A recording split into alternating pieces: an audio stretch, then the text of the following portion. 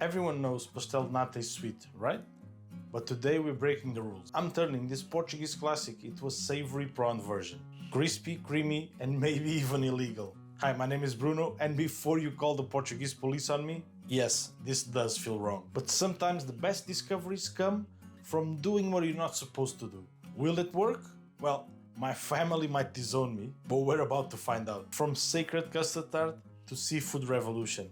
And honestly, this might be the greatest crime against Portuguese food. Pastel de nata is absolutely perfect, and you shouldn't mess with perfection, should we? These tarts have been made the same way for 300 years. The monks invented them by using leftover egg yolks from the winemaking process and putting them in flaky tarts. So, what am I doing putting prawns in them? Madness? And maybe if the monks were alive today, they would say, why not use prawns? Traditional pastel nata custard starts with milk, sugar, and egg yolks. We're keeping the creamy foundation but completely flipping the flavor profile. First, we're gonna make our slurry. Flour and cornstarch whisked into cold prawn stock until completely smooth. This is gonna thicken our custard and give it that proper nata texture. No lumps, we want this silky smooth. Now into a saucepan with the rest of our prawn stock. This isn't just any stock, this is liquid gold. Concentrated prawn flavor that's gonna be the soul of our custard. We bring it to a gentle simmer. And if you're questioning, where did I get this prawn stock? And maybe you're not, but I'll tell you anyway.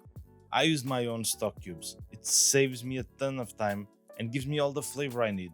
I'll leave a link for the cube video in the description. I'll throw bay leaf for that subtle herbal note and a pinch of sugar. Yes, sugar in our savory custard.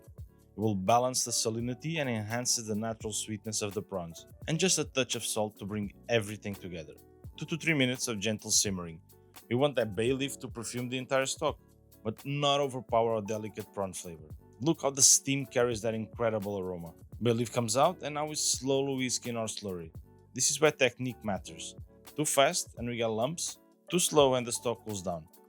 Steady whisking, constant movement. And even if you get some lumps, don't overthink it, we're gonna strain everything later. Watch it thicken, we want it to coat the back of a spoon.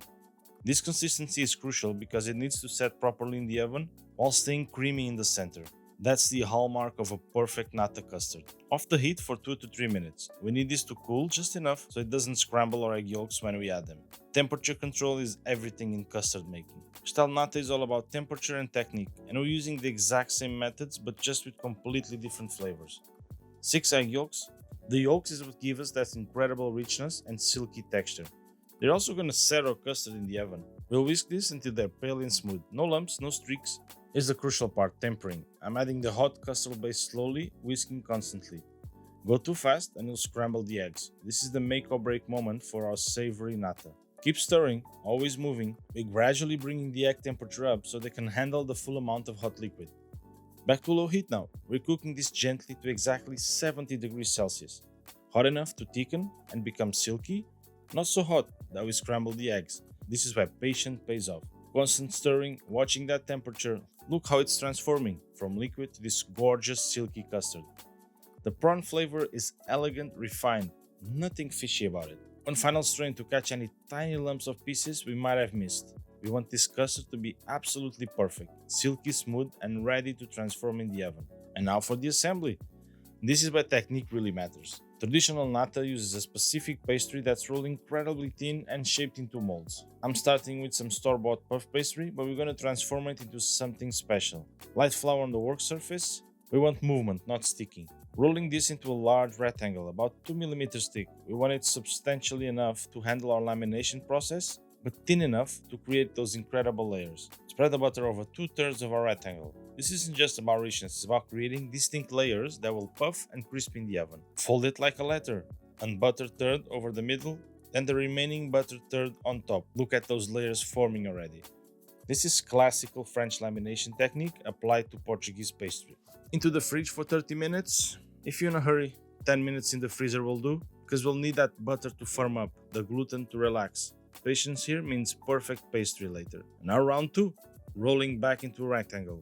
Another thin layer of butter over 2/3, but now, a little twist. A whisper thin layer of garlic paste over that butter. Just enough to add some flavor without adding moisture that could ruin our puff. This is going to perfume every layer of our pastry. Same fold, letter style lamination. And then back to the fridge for another 30 minutes. The dough is building strength and character with each rest. Final roll into our rectangle, and now we roll it up tight like a jelly roll from the long edge. This spiral is going to become the side of our pastéis. Each slice will have those beautiful concentric circles of buttery garlic pastry. Look at that roll. You can see all those layers, the butter, the garlic paste, creating those beautiful striations. This is going to be incredible when it bakes. One last 30-minute chill to set everything, then we'll slice and shape this into our molds. 3 laminations, 3 chills, and we've created pastry that's going to be worthy of our incredible savory custard. To form the dough, just press with your thumb in the middle and use your thumb to spread the dough all to the sides around. Make sure you go a little bit over the top. Now here's my innovation, a whole cooked prawn in the bottom of each mold. Just salt and a quick fry on them to really bring the prawn flavor alive. This is going to be a surprise in every bite. People will expect custard and get this beautiful piece of seafood. You can cook them whatever way you prefer. I just season them with some salt, pepper, paprika, and did a quick fry on them. Time for our custard to go in. Fill them about 80%. They need room to puff and bubble in the oven. Look how that golden custard looks against the raw pastry. This is either gonna be brilliant or a complete disaster. And perfect little vessels of potential. Each one a gamble, each one a step into uncharted Portuguese territory. And traditional nata bakes at incredibly high heat, around 250 Celsius or 480 Fahrenheit. That brutal heat creates the characteristic caramelized top and keeps the custard creamy inside. No way my oven does that. But I have a trick to finish them off and make them look perfect. This is the nerve-wracking part because there's no going back.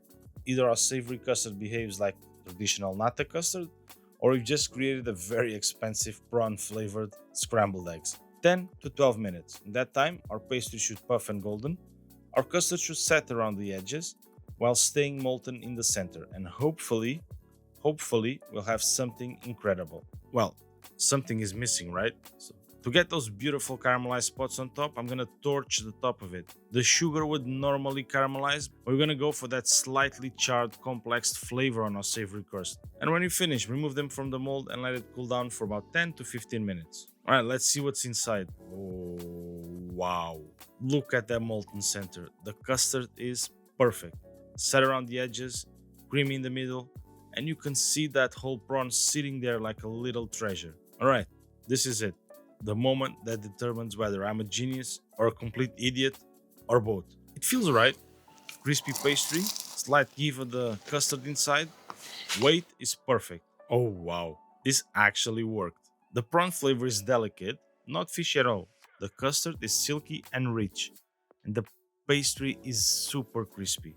And when you hit that prawn, it's like this burst of concentrated seafood flavor that plays perfectly with the creamy custard. Savory pastel nata with prawns. Did I just commit a crime against Portuguese pastries? Probably. Did I make something delicious? Absolutely. This is what I learned. Tradition isn't fragile.